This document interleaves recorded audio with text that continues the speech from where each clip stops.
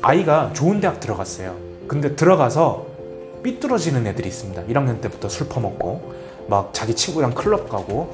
그러면 그 친구들이 하는 얘기가 그래. 너 고등학교 때 안 그랬잖아. 대학 갔잖아요. 원하는 대학 갔잖아요. 그래서 좋은 대학 왔잖아요. 이제 좀 내가 하고 싶은 거 하면 안 돼요? 좋은 부모와 나쁜 부모, 어떻게 다를까요? 조금 정리해서 설명드리면, 좋은 부모의 개입이라는 건 아이가 탐색, 확장, 혹은 자기 생각을 꺼내는 연습, 이런 것들을 자꾸 하게 해줘야 되잖아요. 그래서 첫 번째는 환경과 기회를 넓혀주는 부모가 돼야 된다는 거예요.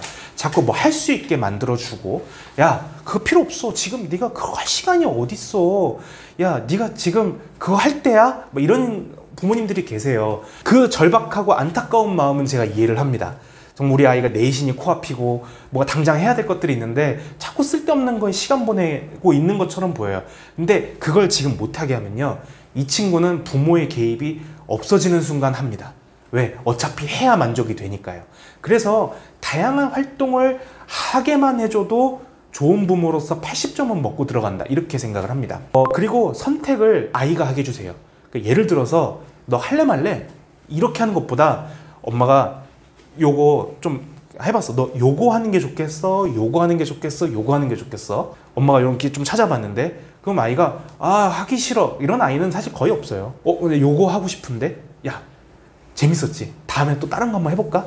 뭐 예를 들면 애들이랑 캠프를 갔다 왔는데 어땠어? 괜찮았어? 다음에 좀 가볼까? 뭐 이런 식으로 자꾸 아이가 인지를 많이 하고 새로운 것들을 경험하고 어떤 새로운 활동을 하게 만들어주는, 이게 되게 중요하고요.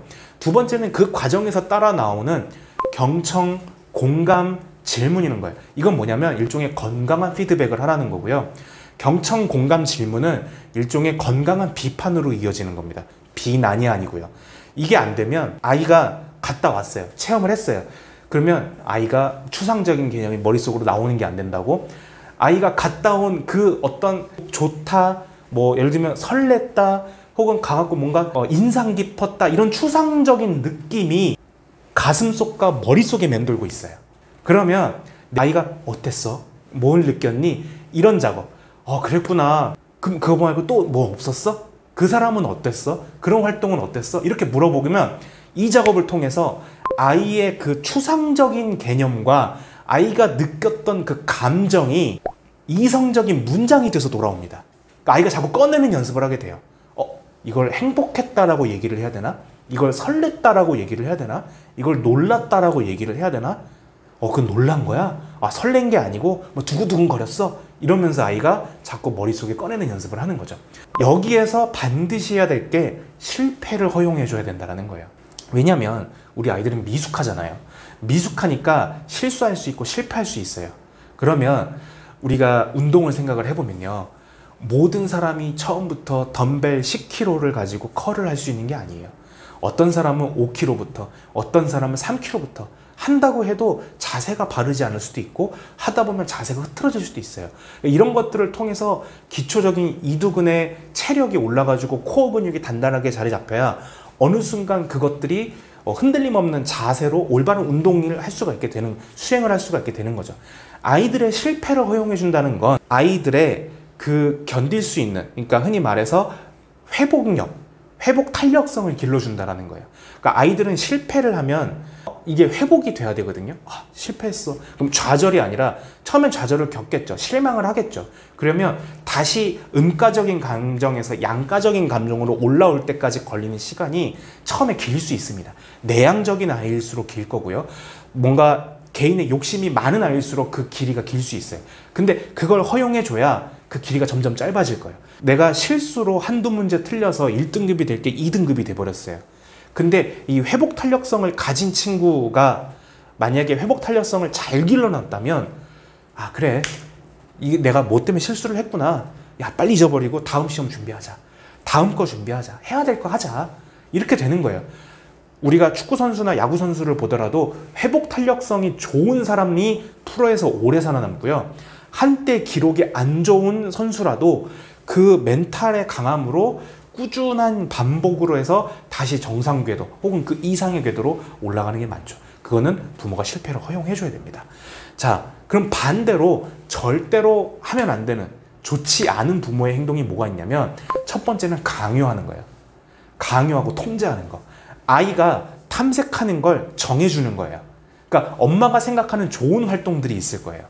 엄마가 생각하는 좋은, 흔히 말해 입시에 도움되는, 이걸 했을 때 공부에 연관이 되는, 이걸 하면 활동을 하면서도 수학에도 도움이 되겠지? 흔히 말하는 일거양득, 이런 것들이 있을 거예요. 그러니까 이런 것들을 강요합니다. 아이가 이거를 트라이 했을 때 얻는 게 없다고 느끼면 아예 그 선택지는 제공하지 않을 거예요. 이러면 아이가 생각해 보셔야 됩니다. 부모의 성향과 아이의 성향은 달라요. 엄마 아빠를 닮았겠죠. 하지만 아이는 다른 인격체입니다. 가끔 야, 네가 내 뱃속에서 나온 애가 맞니? 이런 얘기 많이 하시잖아요.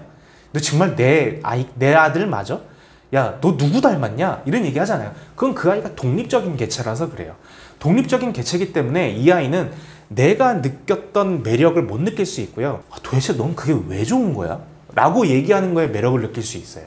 그러니까 내가 강요하거나 통제하는 순간 그 기회를 다 박탈시켜 버린다는 거예요. 그러니까 이 친구는 결국 내 손에서 벗어났을 때 그걸 찾기 시작할 겁니다. 그러니까 저는 그게 안 좋은 개입이라고 보고요. 강요, 통제가 아니라 가이드를 해줘야 돼요. 예를 들면 그러면 그냥 애가 하고 싶은 거 다 하게 해주나요? 애 나가갖고 PC방에서 막 밤새 게임하고 있는데 그것도 해줘야 되네? 그게 아니죠. 부모의 역할은 가이드라고 생각을 하시면 됩니다. 두 번째는 비교하거나 비난하는 거. 아까 건강한 비판이 좋다 그랬잖아요. 그러니까 비판을 하는 목적이 뭡니까? 이 사람이 미처 생각하지 못했던 거, 이 사람이 뭔가 오해했던 것들을 바로잡아줘서 이 사람이 다음부터는 좀 정상적인 알고리즘으로 생각을 했으면 좋겠으니까 들어주고 공감해주면서 길을 제시하는 거지 않습니까? 근데 결과나 성적만 가지고 비교하거나 비난을 하게 되면 이 친구가 결과에 집착하게 돼요.